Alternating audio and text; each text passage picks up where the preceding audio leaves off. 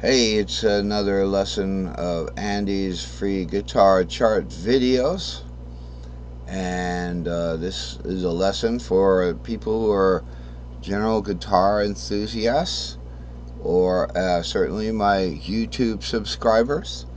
And thank you for subscribing to my channel and watching my videos.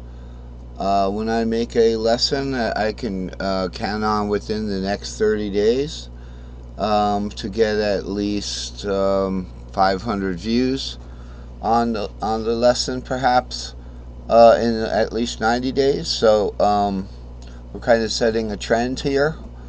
Guitar doesn't really change that much, but the method of teaching guitar and approaches, I've got my own approach to guitar, and I had to end up using computer charts that I would make. And this is my most recent chart right here, 136. It's called Fitting the Strings to the Dots. Fitting the string shapes to the dots. Okay, fitting the strings to the dots would probably be more like stringing a guitar. Trying to fit a string to a little round circle there. A little string humor there. I have literally just woken up, and we had a big rainstorm this morning, so was up early with that. Been working on this chart, and I got one more if we get to the chart after this one that is a new subject matter. But this subject matter is the dots, and it was about time. So I have to use the other guitar. This is my A flat instrument guitar. Unfortunately, it will play in A flat. If I look at it literally, when I play a C on here, a C-shaped C on the open string, it'll come out an A flat on my piano. However, when I play a C, an E shape rather, comes out a C. So we'll just have to be careful of that. But it has the dots on it. Okay, and this is the latest grid that I made last year. And I have the dots on the side here. So this is another video about the dots, but it's a different approach than our first approach. And we can just really quickly go back and look at that other approach that we had. Okay, I'm not sure why. I guess this was the dot circle. All right, so this is the dot circle, and this led to the next. So this was like 135. It led to the next chart, and that is when I started to realize that each dot can be looked at as a member of a string pattern of 3 notes. Okay, so there's these 3-note string patterns. There's like 7 root 2, and then 2 3 4, and then 3 4 5, and then 3 4 5, but from the 4, like that, and then you got 5 6. Okay, and then 6 7 root, and then 7 root 2. Okay, and they each are assigned a letter shape, and when each of these 3 note, these tri-note patterns here.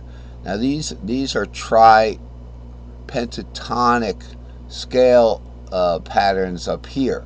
So our bigger letters here, these represent entire shapes. Okay, so this would be the E shape. When these string patterns are the bottom string, are on the bottom and the top string, just by with guitar the bottom and the top string are the same, right? So when we have a 7 root 2 on the top, we'd have the same thing on the bottom, right? Top and bottom. When this is the pattern, and then we follow the patterns up from there, that gives us an E shape. So that's why E shape gets the 7 root 2. It gives us an E shape pattern. Okay, so this would be the E shape C, but it comes out a B flat, an E flat, but A flat. But try not to worry about that for now. I'm not going to mention it. We'll just play a E shape C here. Okay, so that when the 7 root 2 is the bottom string, we get our E shape pattern. Okay, now also, so that gives us our Locrian, and also when we look at just the root, we get and start the scale from the root, we get the Ionian. That's why that's called Locrian Ionian. Now there's something I have to advance to be able to show you, and that is when we build the patterns, and this is an important little diagram here. That's why I brought it up from the previous charts. So that's what happens with my charts.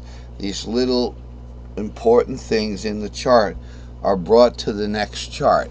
If they weren't as important or as useful during the last lesson, they kind of stayed behind with the chart previously. So we have this, let's say we have this tri-node pattern here, 7 root 2. Okay, if we start, and there's a reason why there's so many strings, that each one of these lines is a string. That's why you see it looks like a string. Okay, the reason why it's like a tic-tac-toe is because I needed to show an interval here.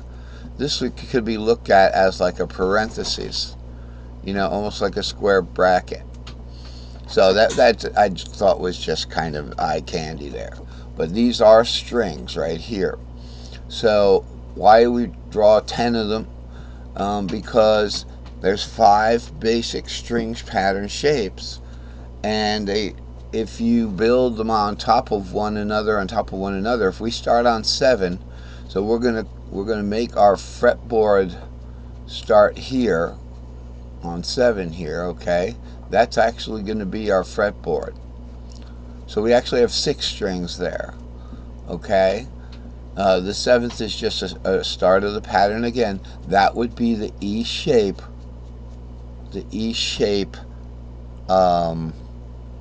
scale, you know, pentatonic scale or diatonic scale in what is commonly known as the E shape with guitar.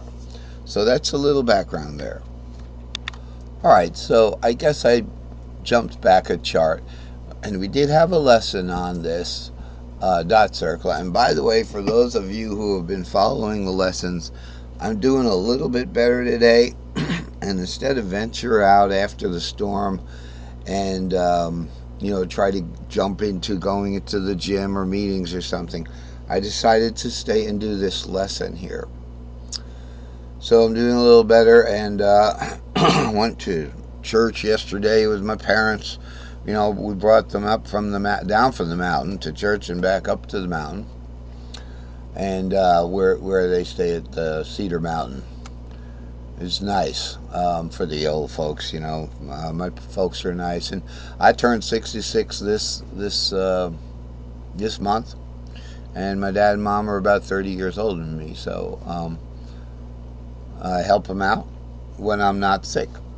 So I'm doing a little better. We're looking at the dot circle here. So I made the dot circle, and as you know, let's just go back one more chart, and we see our familiar key shape chart here. I had edited the word shape into there originally during the lesson. It looked like that was the key, but it wasn't the key necessarily. In this particular drawing, you could say it is the key, because if you look at the green note as the E note, then you would say, yes, it's the key of C with the 3, 4, 5 on the bottom. So the key of C would have 3, 4, 5 on the bottom right there. Okay. But if you go to, say, let's add a sharp to that. So from C, we go to D, G. Alright, so that means we're going to start a Mixolydian 5th, but now, nope, we're going to change it to an Ionian because we're going to raise the 7th, you know, and have that interval